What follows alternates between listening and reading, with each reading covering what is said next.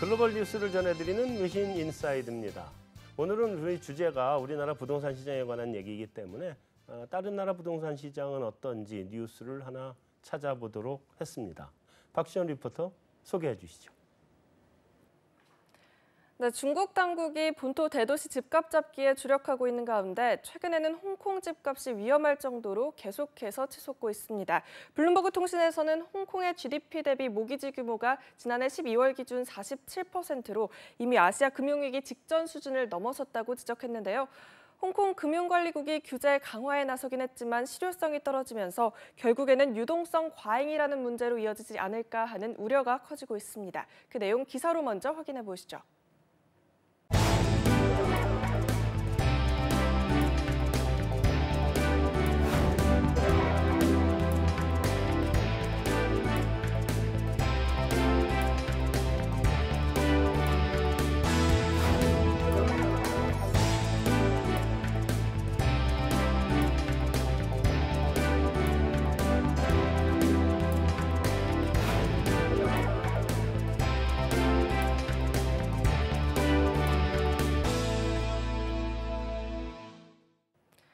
네, 최근 전 세계적으로 이렇게 집값 상승세가 두드러지게 나타나면서 유동성 과잉에 대한 문제 제기가 이루어지고 있습니다.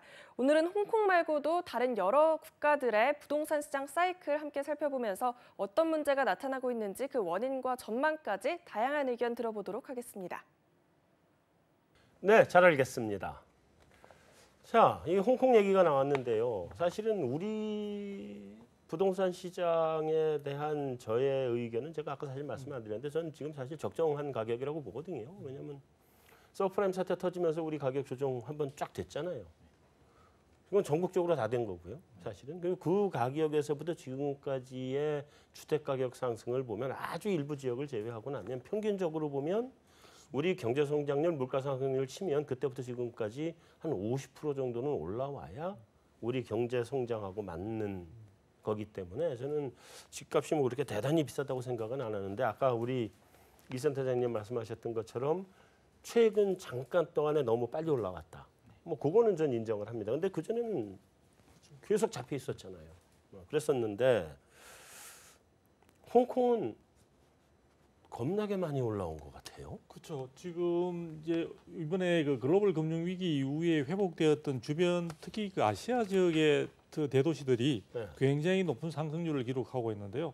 홍콩이라든지 싱가포르, 그다음에 이제 타이페이나 지금 도쿄 같은 경우에도 굉장히 높은 상승률을 보여주고 있습니다. 네. 그런 상승률 저변에는 아무래도 제한된 그 공간 속에서 재화가 한정돼 있고 네. 대신 그것을 원하는 사람들의 주머니 사정이 굉장히 이제 경기 회복의 움직임과 함께 하다 보니까 뭐 쏠림 현상으로 그런 것 같고요. 그런 부분은 우리 국내에서 서울 시내의 주택 가격도 향후에서 저는 상승 가능성이 좀 더 남아 있다, 여력이 있다 네. 이렇게 보는데요. 그 부분들에 대해서 조금 보충 설명을 드리자면은 사실 우리나라에서도 지금 가계부채 문제가 천문학적인 숫자라면서 많은 문제점으로 지적을 하고 있긴 한데 한편에서는 지금 부동자금이 굉장히 대단한 식으로 해서 유령처럼 이렇게 돌아다니고 있습니다. 네. 작년 2016년 12월 말 기준으로 한국은행 발표에 의하면 단기 부동자금이 1,000조를 넘어서고 있습니다. 1,010조 2천억으로 이제 발표가 되고 있는데요. 네. 지금 아마 한 6개월 정도 더 경과했으니까 지금은 더 클 것으로 보여지고요. 이 자금들이 충분한 어떤 투자처를 찾지 못한 상태에서 언제든지 한정된 자원이 있고 또 주거 환경이 좋고 향후에 발전 가능성이 있는 일부 지역, 뭐 예를 들자면 서울에 우리가 극히 알고 있는 그런 지역들을 중심으로 해서는 충분히 그 돈의 유동성의 힘에 의해서 주택 가격을 추가적으로 밀어 올릴 가능성이 있다. 네. 그래서 일각에서는 서울의 주택 가격도 경우에 따라서 이미 지금 주목받는 지역에서는 벌써 3.3제곱미터당 5천만 원을 상회하고 있는 점을 감안할 때 1억 원을까지 육박할 수 있는 가능성도 그렇게 크지 않은 시기에 도래할 수 있다. 왜냐하면 중간에 우리 또 GDP도 계속 성장하는 모습들을 보여주고 있고 최근에 와서 또 우리 경제 성장률 전망치도 하반기에 조금이지만 미세하지만 당초 예상했던 것보다 한 1%포인트 정도 더 올라갈 수도 0.1%포인트 정도 더 올라갈 수 있다는 이야기도 나오고 하니까 그런 점들이 전체적으로 주택 가격의 규제에도 불구하고 많은 어떤 그 희망과 기대감들을 갖게 하는 것 같습니다.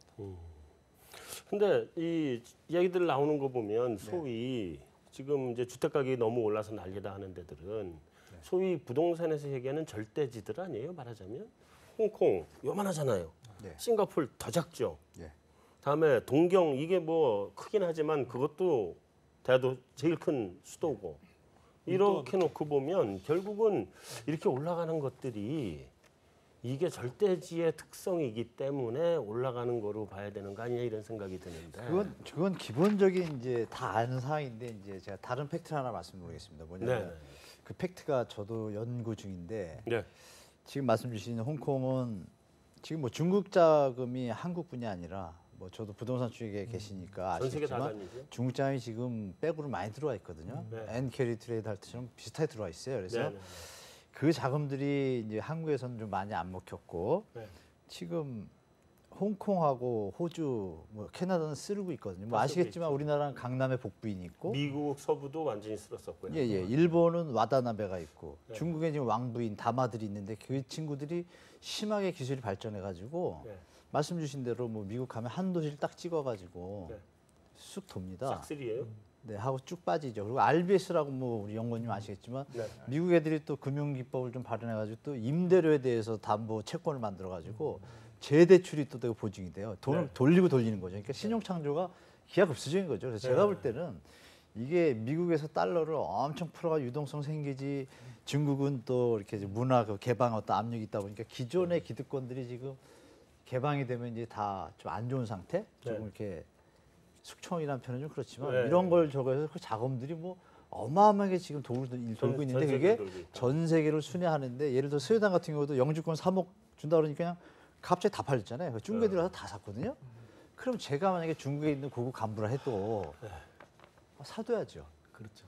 그 세력들이 지금 중국이 채권이고 뭐 가지고 있는 걸 달러로 환원해서 가고 환차익 플러스 뭐 이런 것들의 기법이 뛰어나기 때문에 제가 볼 때는 지금 아까 말씀하신 싱가포르나 이런 또 희소성이 있잖아요. 네. 딱 적고 기가 막히고 우리도 강남 사구도 그래 희소성이 있으니까 유지가 되는 거고 제가 볼 때는 이게 문제가 조금 이제 IMF에서 계속 때리고 있지 않습니까? 네. OECD도 때리고 뭐 다 때리고 있으니까 이게 조정 국면 한번 오지 않을까 뭐 그렇게 보고 있습니다. 아니 그렇게 그 중국 사람들 돈으로 사서 올려놓은 거면 네. 중국 사람들 돈이 좀 워낙 많으니까 그게 안 터지는 거 아니에요? 넘치죠. 저희 덧붙여서 제가 최근에 네. 오기 전에 지금 시차 적응될 거면 캐나다에 8일간 바로 3일 전에 갔다 아 왔습니다. 그러셨어요? 아주 생생한 얘기 한번 들어보죠. 캐나다 부동산, 캐나다 얘기 들으면 부동산 저희 교민 대상으로 부동산 어. 세미나를 하고 왔는데요. 강연을 네. 하고 왔는데 네. 최고로 저희 분위기 아주 좋았습니다. 교민들도 부동산에 많은 관심이 있습니다.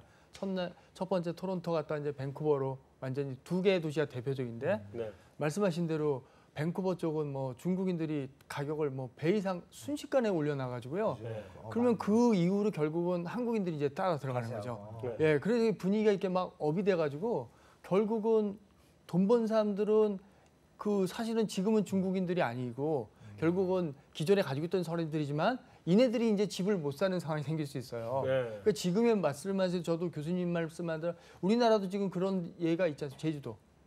이거는 원주민들은 지금 상상을 못합니다. 그 가격이랑 미쳤다고 하는데 네. 중국인들은 안 따져요. 더더욱이나 얼마 전에 사드 때문에 중국인들이 다 이제 빠져나가게 난리 났었는데 중국은 안 빠져나갑니다. 그 이유는 한번 국가에서 아직은 공산주의 국가거든요. 네. 자금이 나오면 들어가는 걸 싫어합니다. 모든 사람들이. 네. 그렇기 때문에 결코 가격이 쉽게 안 빠지는 면도 있습니다. 자, 중국인의 근데 영향이 그러면 그죠. 이게 그 스탠리 피셔 연준 부의장이 네. 이거 금리가 너무 싸서 집값이 올랐다 이러는 건데 이게 아닌 모양이네요. 그럼 저는 우리 국내에도 같은 맥락으로 이해할 수 있다고 우리는 보는데요. 금리가 싸니까 집값이 오른 거 그렇죠. 그러니까 지금 어느 시점이든지 간에 글로벌 금융 이후로 사실 저금리 기조가 장시간 이제 계속이 됐고 네. 그로 인해서 생겨난 여러 가지 어떤 투자 가능성이나 이런 부분들 구매력이 사실 굉장히 높아진 물론 그걸 거품으로 볼 수도 있습니다만 그런 부분이 있다 보니까 그것이 결국은 영향을 미쳤는데 이제 중요한 것은 지금에 있어서 저금리 기조가 종식을 고하는 시점으로 점점 다가오고 있으니까 네. 그 다음에 있어서 제가 볼 때는 투자자들의 어떤 주의나 이런 부분들이 필요한 것이고 과거를 보고 앞으로 향후를 갖다가 그 전망을 하거나 평가하는 것은 좀 위험할 수 있지 않느냐. 일단은 지금 제가 이야기하고 싶은 그 핵심은 그겁니다.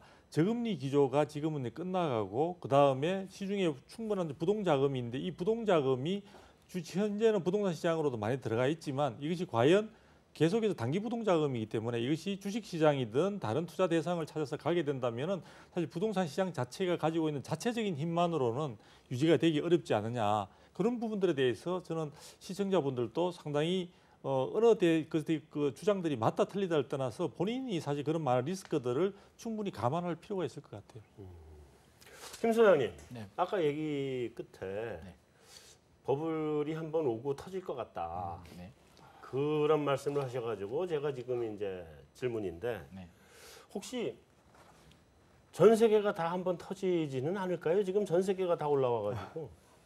그걸 우리가 예측하기는 힘들 것 같고요. 사실 네. 뭐 그렇잖아요. 우리가 신이 아닌 이상. 우리나라만이라도. 그렇죠. 그런데 아까 저금리 말씀하셨는데 유동자금이 힘이 큰 거는 사실인데 홍콩, 캐나다, 호주, 뭐 이제 중국 자본 말씀하셨지만 우리나라 서울 집값 따져보면 사실 저는 유동자금의 힘이 다른 나라 급등한 나라에 비해서는 많이 안 올랐다라고 생각을 하거든요. 네. 물론 최근 단기간에 올랐는 건 우리 많이 안 부담스럽지만 올랐죠, 우리. 네. 다른 나라에 비하면 뭐 버블이라는 얘기 자체가 좀 우스울 정도고요. 네, 네, 네. 금리 이야기하는데 이제 저금리 영향 뭐 금리와 부동산은 당연히 영향이 이제 큰데 한 1% 포인트가 내리면 2% 포인트 정도 오른다라고 많이 이야기하는데 금리가 전부는 아니거든요. 우리나라 부동산 좋았을 때 10년 전, 20년 전에 금리가 몇 프로였어요? 20년 전에는 10%가 넘어도 투자했단 말이에요. 네. 투자를 한다는 얘기는 뭐냐면 오른다는 확신.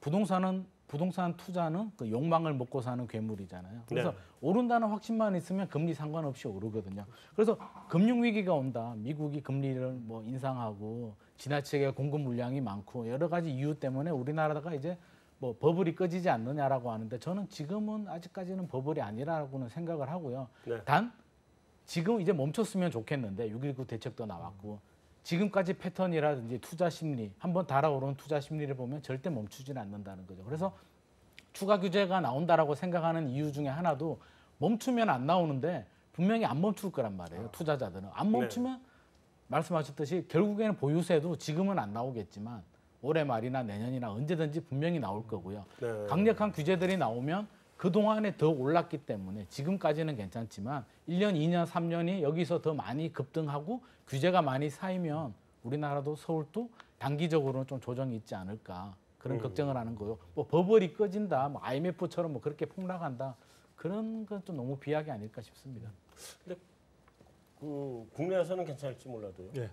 해외에서 터지면 우리나라까지 오더라고요. 그렇죠. 그래 올 수 있는데 네. 오히려 저는 그 해외 쪽에도 사실 굉장히 좋은 시장들이 많이 있고 네. 제가 이제 금융감독원의 외부평가위원 할 때 사실 국내에 있는 많은 자금들이 해외 쪽에 인프라를 포함해서 상당히 많은 투자 그 자금들이 나가고 있습니다. 연기금들도 그렇고. 네, 그렇죠. 그래서 오히려 저는 우리 국내에서도 저는 전체적인 흐름은 이제는 개인 투자에서 아까 제가 말씀드린 대로 간접 투자 중심으로 직접 투자에서 간접 투자 중심으로 흘러가야 되고 네. 그리고 국내 부동산뿐만 아니라 충분히 우리가 그동안에 많은 국민 소득의 증가 등으로 해서 축적된 어떤 구매력이나 강한 파워는 이것은 시선을 갖다가 국내에서뿐만 아니라 해외 쪽으로도 돌려서 충분히 수익을 창출할 수 있는 쪽으로 간다면은 지금 저는 국민들이 가지고 있는 투자에 대한 지식과 경험과 또 열망 이런 부분들이 충분히 생산적인 가치로 전환될 수 있는 에너지가 아닌가. 그것을 자꾸 국내에서만 한정시켜서 묶어놓고 있다 보니까 이것에 대해서 여러 가지 많은 부정적이고 그런 부분에 이미지만 덧칠을 하고 있는데 이런 부분들은 우리가 조금 앞으로 개방화 시대에 우리 직면하고 있는 상태에서 조금 더 넓게 봐주고 좀 더 좋은 쪽으로 활용할 수 있는 부분에 대한 전문가들의 어떤 좋은 조언들이 많아야 될 것 같습니다. 그럼 해외 부동산 투자 펀드 이런 거에 들어가면 당연하죠. 그런 알겠습니다. 부분들도 지금 좀 검토할 필요가 있습니다. 자, 근데 우리가 정부에서 규제가 이제 나오기 시작하면 심하게 빠질 텐데 또 2013년처럼도 그렇게 갈까요? 규제를 이렇게 심하게 하기는 힘들 것 같습니다. 뭐 아시다시피 지금 뭐 아까 DASR 말씀하셨잖아요. 네. 은행 자체적으로 국제회계 기준 지금 여기 계시지만 다 하고 계시고 이미 또 현장에서는 뉴스에는 잘 안 나오더라고 언론에 잘 안 나오는데 금리 2.75던 게 3.13으로 다 올라 있어요. 지금 많이 연속으로. 올랐어요. 예, 실제로는 올라 있거든요. 뉴스는데 왜 기자분들이 안 내시는지 모르겠어요. 실제로 이제 아까 말씀 주신 0.5 오르면 벌써 4%대로 넘어갔잖아요. 그래서 예. 제가 볼 땐 자연스럽게 그냥 정부에서는 그걸 원하는 것 같아요. 자연스럽게 규제책이 없이 그 재무 건전성 확보하면서 이렇게 이게 제일 이쁜 모습이죠. 아, 이거 그런 정부가 원하는 바람 아까 말씀하신 그 특이 세력이 멈추냐 이거죠. 안 멈추면 정부의 바람이고 네. 그렇죠. 본의 아니게 바람처럼 또 움직이면 강력한 안 걸 되고 던질 수밖에 없죠. 정부에서 착각하고 있는 게 지금 가계부채 종합 맞아요. 대책하고 부동산을 자꾸 묶으려고 하는데요. 그렇죠. 가계부채 문제는 이미 3년 전부터 강력하게 규제했고 아까 말씀하셨듯이 시중 가면 대출 금리 많이 올랐고요. 가장 부담스러운 게 뭐냐면 투자자 측면에서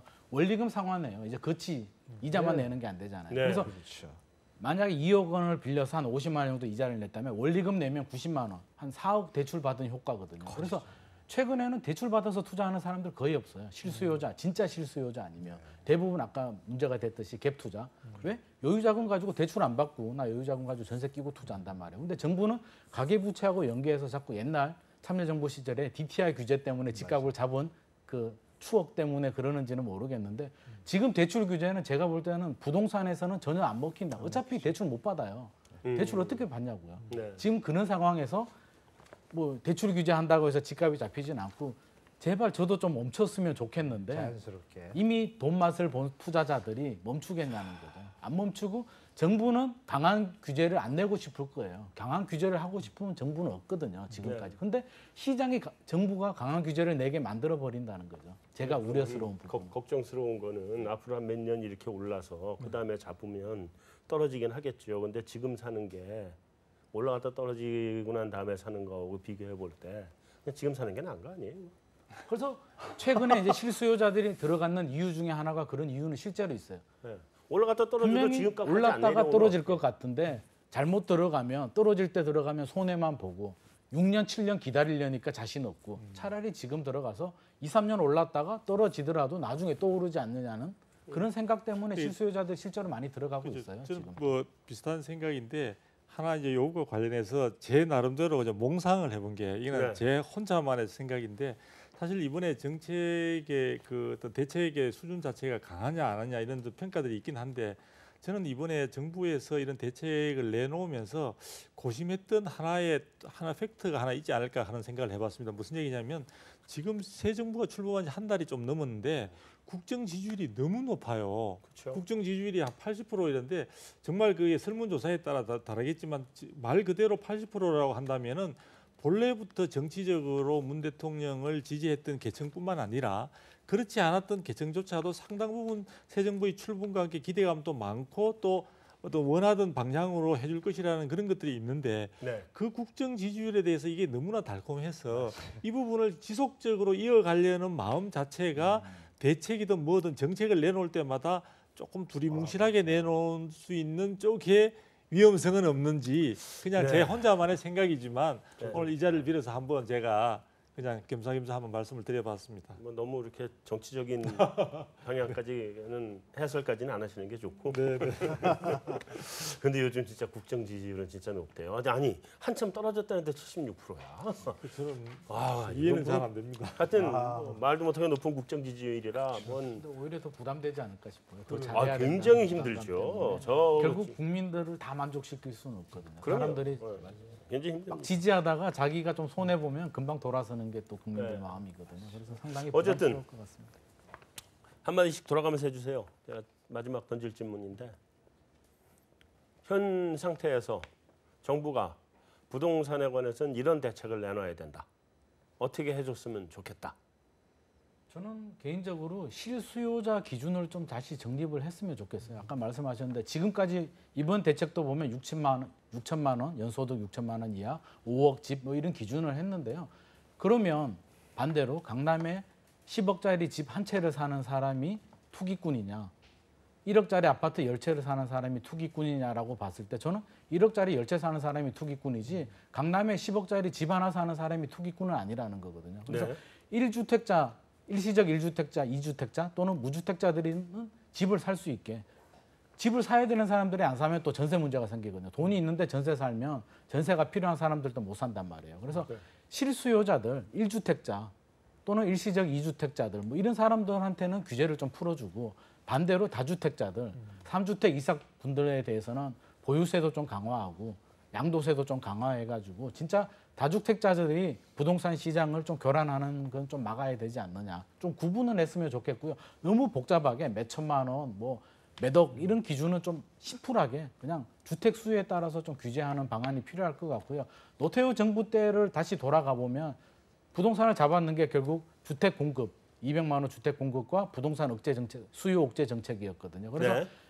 뭐 공약에는 이제 공공주택을 많이 하겠다고 했지만 현재까지는 잘 안 보이고 사실 서울에 공공주택을 건설하기가 쉽지 않거든요. 자리가 없죠. 뭐 수도권도 사실 신도시도 이제 거의 중단된 상태이기 때문에 예. 그런 향후 불안 심리, 집을 못 사면 어떡하지 하는 불안 심리를 좀 안심시킬 수 있는 공급 확대에 대한 로드맵도 같이 좀 보여주었으면 좋을 것 같습니다. 공급 확대에 대한 로드맵이 이번에 빠졌죠. 네. 자, 예, 박사님. 저는 저 부동산 시장을 보는 시각에 따라 다르겠지만 투자 수요, 투기 수요, 실수요 참 개념 자체는 참 어렵습니다. 어려운데 전체적으로 봐서 저는 단기에 고수익을 노리고자 하는 그런 부분들에 대해서는 정부가 어느 정도 일정 부분에 대한 규제가 좀 필요하지 않느냐. 그 네. 대신 다른 어떤 여러 가지 가격이든 집을 뭐 여러 채를 가지고 있는 그런 부분들은 충분히 자유롭게 거래를 해주도록 하되 단기에 고수익을 노리는 분들에 대해서는 분명히 확실하게 거래 질서 차원에서도 그렇고 그거에 대해서는 정확하게 뭐 세금도 많이 부과를 한다든지 그런 것들을 통해서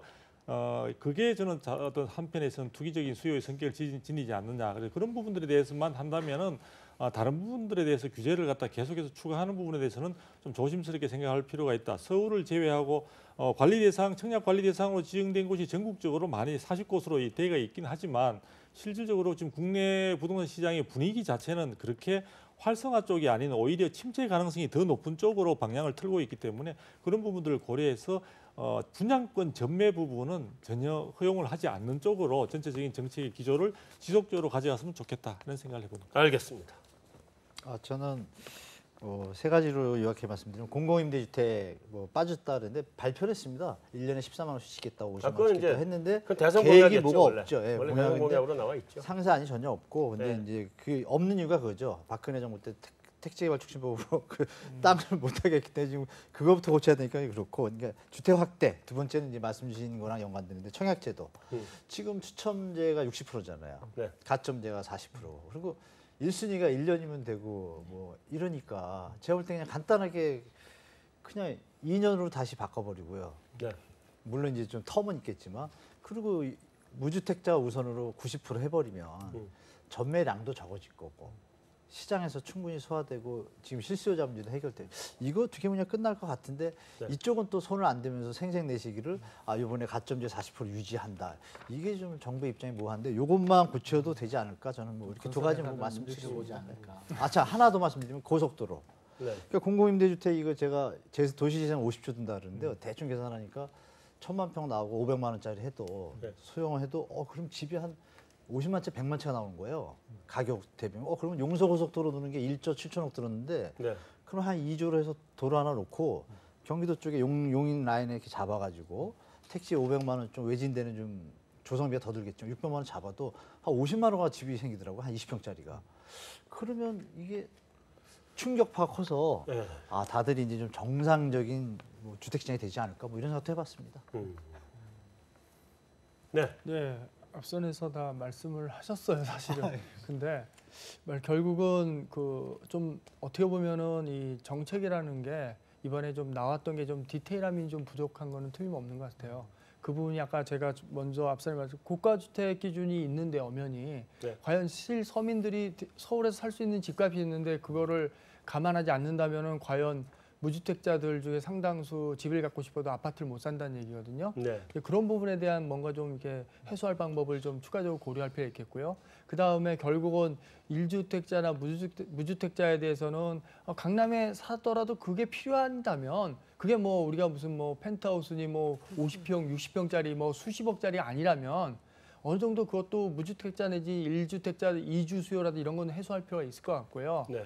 그 다음에 결국은 이거의 키포인트는 결국은 추후에는 이제 공급이 돼야 될 것 같은데 공급을 현재 그 서울에 뭐 우리 김 소장님 말씀하신 서울에 택지를 공급할 곳이 많지는 않아요. 서울은 기본적으로 땅이 비좁은데 인구는 1,000만이 넘어가는 그런 도시이기 때문에 결국은 지금 서울에서 공급할 방법은 우리가 아파트만 생각해서 그러지 사실은 지금 활용 안 하는 단독주택, 연립, 빌라 무지 많습니다. 네. 그런 것들에 대한 것도 한번 점검해서 그네들을 자연스럽게 이 수요로 예. 뭐 임대 수요도 이렇게 전환할 수 있는 여러 가지 대책이 나온다고 말은 했지만 실질적으로 잘 안 나오고 있어요. 네. 이제 그런 부분에 대한 좀 보완을 통해서 공급을 어느 정도 해소하면 사실상 지금 주택 보급률이 서울도 뭐 이미 90% 후반대 거의 100% 가까이 되는 상태에서 네. 집이 없는 게 아니라 남들이 좋아하는 집이 없는 겁니다. 서로 결국 그런 차원에서 좀 고민하면은 정작 필요한 사람들한테는 그런 우리가 활용하지 못한 집들을 활용한다면 어느 정도 단기 내에도 좀 해소할 수는 없지 않아 있을까 생각합니다. 알겠습니다. 서울 얘기가 나와서 방금 두 박사님한테 마지막 질문 하나만. 네네. 간단한 질문입니다. 궁금해서. 서울은 몇 년 걸려요? 서울은 제가 건설산업연구원에 통계 있을 거 아니에요? 그 통계를 내지는 별도로 내지는 않았습니다만 네. 제가 생각할 때는 뭐 개별 개인차가 크겠지만 한 15년 내외에 걸리지 않을까 이렇게 보여지는데요. 15년이요? 이번에 그 김현미 국토부 장관께서 본인이 아마 집을 사는데 한 11년이 걸렸다고 아마 이야기를 한 것 같은데요. 장관께서 11년 걸린 네, 근데 그거는 이제 그럼 15년 가지고 돼요? 중위급 되는 중간쯤 되는 어떤 주택을 살 경우에 사실은 그 개념에 또 전제되는 것도 거의 급여를 받아서 네. 쓰지 않고 다 모은다는 뭐 이런 식으로 해서 계산했을 경우에 그런데요. 사실은 그런 측면에서 본다면은 주택을 생각하는 선 자체를 조금 전에도 말씀하셨다시피 내가 꼭 아파트에만 집중하지 않고 다른 연립주택이든 다세대 주택이든 여러 가지 다양한 주택에 대해서도 좀 눈을 돌린다면은 충분히 내가 만족하고 가족과 함께 행복할 수 있는 주거 공간은 서울 시내에도 곳곳에 사실 많이 스며들어 있습니다. 저도 그렇게 출발을 했고 네. 그래서 제 같은 경우에도 한 10년이 더 걸렸던 것 같습니다. 네. 그런 과정을 볼 때 그 과정을 요즘은 감내하지 않고 결론 부분만 가서 바로 들어가겠다는 그런 마음보다는 조금 더 인내하고 또 이 시간들 좀 지켜보면서 하는 내 집 마련의 꿈을 키워가는 쪽이 저는 긍정적이지 않을까 싶습니다. 잘 알겠습니다. 네, 사실 뭐 제가 마지막 질문을 드린 이유는 뭐 그런 겁니다. 그러니까 우리나라의 지금 제일 큰 문제가 저출산의 문제인데 저출산의 문제의 본질을 파고 들어가 보면 결혼을 안 한다는 거거든요. 결혼을 하면 요즘은 한 둘, 셋은 낳는 것 같아요. 근데 결혼을 안 하거나 늦게 합니다. 그 가장 큰 이유는 집 문제와 취직의 문제인데 뭐 일자리 문제는 대통령께서 일자리위원회를 만들어 가지고 뭐 일자리를 만들겠다고 뭐 하셨으니까 그 일자리는 많이 만들어내실 거라고 믿으면 그러면 그 일자리에서 나오는 월급을 가지고 내 직장에서 그래도 한 30분 거리 이내에 집을 하나 장만을 해야 되는데 이 집값이 너무 비싸거든요. 그래서 제가 우리 정부에 바라는 바는 네 분은 다 말씀하셨으니까요. 제가 바라는 바는 정부에서 그 공공임대주택 굉장히 저렴한 공공임대주택을 우리 젊은 애들 결혼할 수 있게 많이 빌려주고 또 우리 젊은 사람들은 너무 집값 비싼 것만 생각하지 말고 우리 부트 박사님이 얘기하신 것처럼 요즘 저렴한 집이라도 시작을 해서 내가 내 집 마련을 해나간다 하는 그런 관점에서 접근을 했으면 더 바랄 게 없을 것 같습니다. 오늘 주간 전망대 여기서 마치고 다음 주에 다시 뵙겠습니다.